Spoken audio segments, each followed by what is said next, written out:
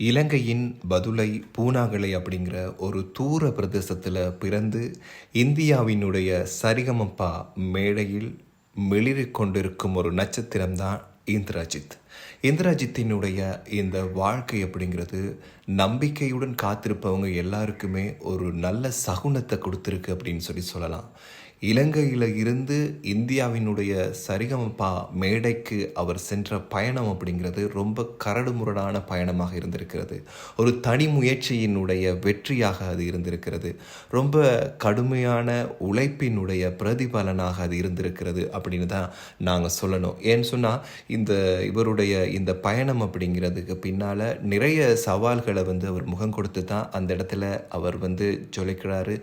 இந்திய பாடகர்களினுடைய பாராட்டுகளை பெற்றிருக்கிறாரு. பாராட்டுக்கு பின்னால் அவர் பட்ட பாடுகள் என்ன அப்படிங்கிறதையும் நாம் கொஞ்சம் பார்க்கத்தான் வேணும். இலங்கையில் ரொம்பவும் தூர பிரதேசத்தில் வறிய குடும்பத்தில் பிறந்து ஹோட்டலில் ஒரு வெயிட்டராக வேலை செஞ்சுக்கிட்டு அந்த பணத்தை சேமித்து வச்சு இந்தியாவுக்கு போய் அங்கே மெகா ஆடிஷனில் கலந்துட்டு அந்த ஆடிஷனில் வெற்றி பெற்று அந்த மேடையில் போய் நிற்கிறாரு பாருங்கள். அதுதான் அவர் நம்பிக்கைக்கு கிடைச்ச மிகப்பெரிய வெற்றி. அவருடைய பயணத்தில் அவருக்கு துணையாக இருந்தது அவர்களுடைய உறவினர்களோ நண்பர்களோ இல்லை, நம்பிக்கை அப்படிங்கிற ஒரு விஷயம் மட்டும்தான். எத்தனையோ மேடைகளில் பாடியிருந்தாலும் கூட அங்கீகாரத்தை ஒரு சில மேடைகள் மட்டும்தான் கொடுக்குது. எவ்வளவோ நல்ல பாடகர்கள் இருந்தாலும் எவ்வளவோ நல்ல பாடல்களை பாடினாலும் அந்த மேடை தான் அவர்களுக்கான அங்கீகாரத்தை கொடுக்கிறது. இந்தியாவிலேயே கூட ஒன்று விஜய் மேடையாக இருக்க வேண்டும், இல்லை என்று சொன்னால் சரிகமபா மேடையாக இருக்க வேண்டும். அந்த மேடை தான் அவர்களுக்கான ஒரு நல்ல அங்கீகாரத்தை கொடுக்கிறது அப்படிங்கிறத யாருமே மறுக்க முடியாது இல்லையா?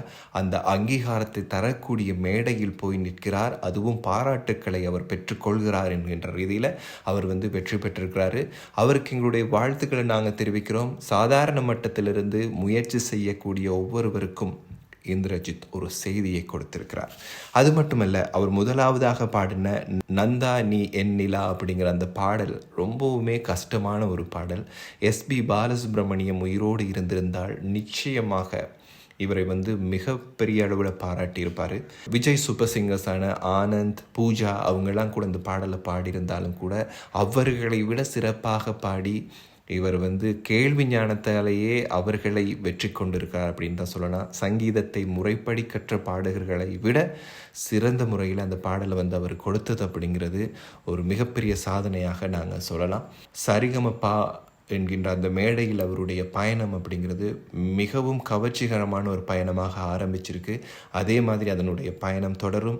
அவர் ஒரு மாற்றத்தை கொடுக்க போகிறாரு. இசை அப்படிங்கிறது அவருக்கு கிடைத்த ஒரு பரிசு.